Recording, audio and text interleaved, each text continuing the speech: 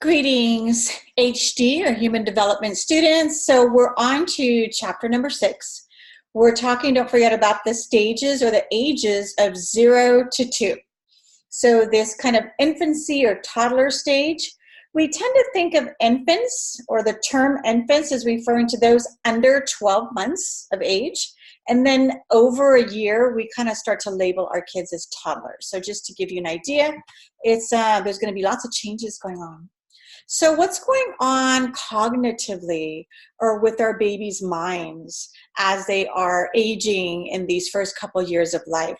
So remember, Piaget is our cognitive theorist, and Piaget says that during this time, babies are learning through their senses. In other words, your babies cannot reason, they can't analyze, they can't do any, their higher cognitive functioning is not there yet. And the way that they learn is through senses. In other words, this is why they're always grabbing things and smelling things and putting things in their mouth, because they're using all 5 of their senses to kind of gain information and learn from it. So it's the sensory motor stage for babies during this time. But what's fascinating is how quickly their brain does develop during this time. So about the age of around 9 months, your babies will start to develop what we call object permanence. So object permanence means that an object basically is permanent. However, when babies are under 9 months, when they're about 6 months or whatever it be, if I had my little baby and I put them, in front of me and I took a blanket and I hid myself under the blanket, I covered myself up with the blanket, what would happen is my baby would start wailing. They'd start crying because mommy just disappeared. Where did mommy go? Right? And that's scary and stressful for them. However, at about 9 months or so, if I do the same thing to my 9-month-old baby and I put them in front of me, I take a blanket and I cover myself up behind the blanket, what happens is you'll probably hear your baby giggle.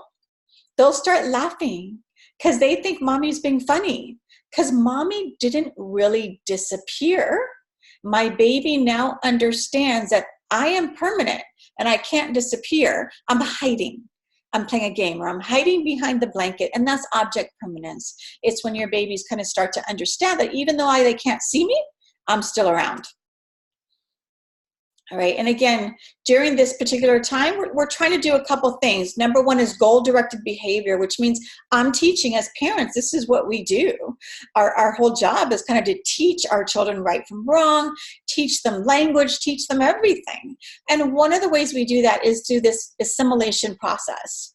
So assimilation is when your baby, or even you and I, we take kind of this old idea of what we thought of something, and then we have a new experience and we fit that new experience into our old idea. For example, let's say that you took your child to a park every day. So you take your child to the park every day, right? And so they're like, oh, this is the experience of going to a park. However, now you have a new experience of taking them to a different park. So when you take them to a different park, all of a sudden your child is like, wow, the other park had tan bark. This one has sand.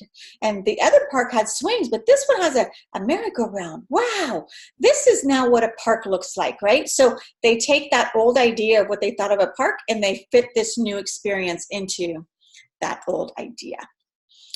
Sometimes we think of our baby's brains or our baby's higher functioning as a computer, and we refer to it as the information processing theory. And so sometimes we think babies' brains work this way. Like a computer, they are gathering data, they're observing and learning, right? They're gathering that data, they're kind of processing what they're learning, and then they're kind of coming to this conclusion about something. And so we think of their brain as being modeled after a computer in this information processing theory. So what are affordances? It sounds like a really fancy word, but the word affordance really means opportunity. And so again, as parents, it is our job to provide as many affordances or as many opportunities as possible for our children. Just keeping your baby at home doing nothing is not really healthy for you or your baby. So giving them opportunities to interact with different people, places, or objects in the environment. So, you know, I mentioned I was a domestic engineer or a stay-at-home mom for 10 years before I went into getting my doctorate degree and all that stuff. But I, at that time, you know, being a full-time mom was my primary goal. And so I did a lot of activities with my kids. So one of the things I made sure to do was sign them up for our city kind of mommy and me classes or gymnastic and baby classes. And we would go once a week, and there would be other moms and dads there with their children, and the kids would all go with a teacher, and they would play in this amazing kind of gymnastic environment, and they would meet all these different kids. That's what I was doing, was offering my children affordances, because I wanted them to meet children that looked different, that talk different than them. I wanted them to play with apparatus or equipment that I don't have at home and they haven't been exposed to. So I was trying to give them opportunities that I couldn't really do. And so that's what we mean, is that as a parent, you're always looking for ways to give your children affordances or opportunities. All right, the visual clipped experiment. This is what we do. If you look at this picture here, you look and you go, oh no, the baby's gonna fall over the cliff here. But really, it's not actually a cliff. It's actually a mat that has this reflective kind of screening on it. And so there's no danger for the baby to fall over because there is no cliff here. But we did this kind of visual cliff experiment to determine how many babies would actually go over it because they wanted to know what's down there, right? And how many babies stopped and said, no, I can assess the depth and I don't want to kind of fall, if you will, right? So the visual clipped experiment. And then for your babies, you know, life is just full of repeating yourself. Constant reminders, reminders, reminders. Piaget definitely says that from the moment your baby is born, their brain is developing. Babies are like sponges. They are like just this blank canvas. They're watching, hearing, observing.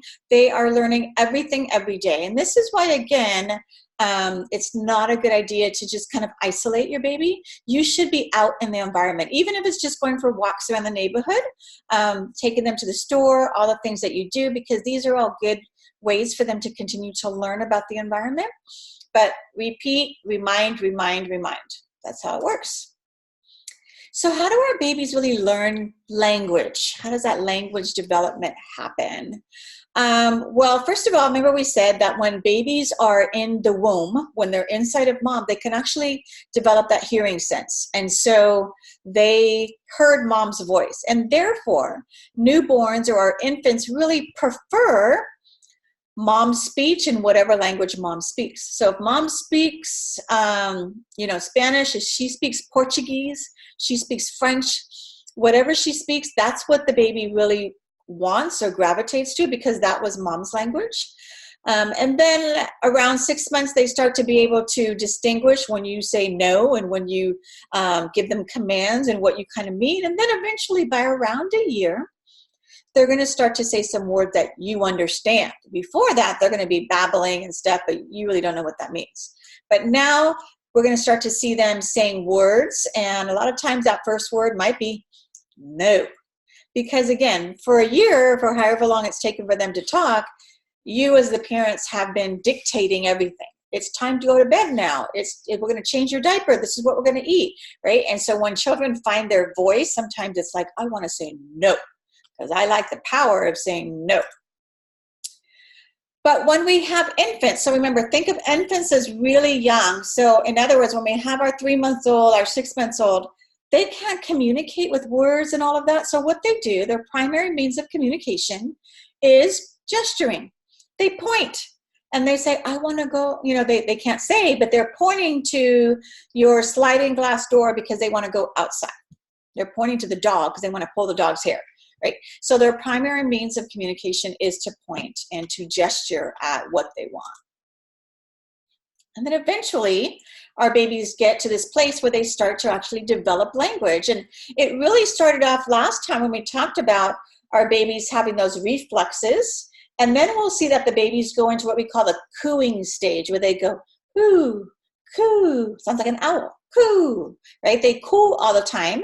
And then they go to where they go ba, ba, ba, and they babble. And eventually they will get to where they're putting that all kind of together and they're making spoken words. So this is the order or the process or sequence that we really see our babies, learning language. Again, those reflexes refers to that gesturing and that pointing and that, telling you kind of by motion what it is they want to do or say. All right, our infants. Remember that when we see the name Skinner, we're talking about a behaviorist, right? He is one of the theorists that talks about behaviorism. And behaviorism, we talk about creating behavior, teaching our children through rewards and punishment and modeling, and this reinforcement. So what Skinner says here is that as our babies start to babble and to start to form words, we reinforce that learning by saying, yes, Jimmy, good boy, yes, mama, that's right? Our praise is reinforcing that you got it right? That keep doing it. That's what we want to happen. And it's very fascinating to see here that in other countries, the spoken language is not always important to them. So for instance, here on the right-hand side of the slide, we see a family from New York. And here, much of our communication with our young babies is going to be, that visual. It's going to be that facial expression, my smiling at my baby because I'm happy, or me being stern or telling my baby no, They're getting the picture that mommy's unhappy with that. However, if we look on the left-hand side of the screen here, we see babies here. I believe it's in Poland. In Poland, and what they do in Poland is before babies can even, walk or learn language, they teach their babies sign language. So it's fascinating. So all babies kind of go to these sign language classes where they learn to communicate via sign language before they actually speak. And that just kind of gives you an idea of what that baby's brain is capable of. It's capable of absorbing so much during these young years. And again, here, a lot of times parents would, especially some years back, parents would say things like, I want to have a really smart kid. I want my kid to go to Harvard. So you know what I'm going to do? When they're 6 months old, I'm going to put them in front of the TV and I'm going to pop in a video, some Harvard people talking or something, and they're going to get smart. Well, it doesn't work. So babies don't really absorb the screen time or anything on the screen in those young years, so it's not going to help your baby to do that. And then when we talk about communicating with your babies in your form or communication that works for your family, understand there's some real differences via culture or ethnicity or where you live, So there's some differences in expectations of children. For instance, if we look at this family here from, I think, Ecuador, we see that, I was raised in a home similar to this where children were expected to be seen and not heard. In other words, if you were in a setting with other adults, it wasn't expected that children were going to blurt things out or tell you what I did today at school or kind of steal the stage, if you will, because you were taught to respect adults and your elders, and you had a place, kind of like, so your communication with your with adults was a little different than here today, where we really have come to a place of allowing children to, speak in a very different manner to us, Have you ever been to the store or been in a public setting where you heard a child speak to a parent and you thought, oh, no way, my kid would not talk to me that way, or I would never talk to my parent that way, because that communication is almost like the child is the adult telling the parent what they want or what they want to happen. So understand that our families have different means of communication and different expectations of how children should communicate. And again, when we talk about an infant's first vocal communication, because in that sequence of learning language, reflexes, gesturing is not vocal, but our first vocal communication is cooing, right? All right, guys, I will see you next time for Chapter 7.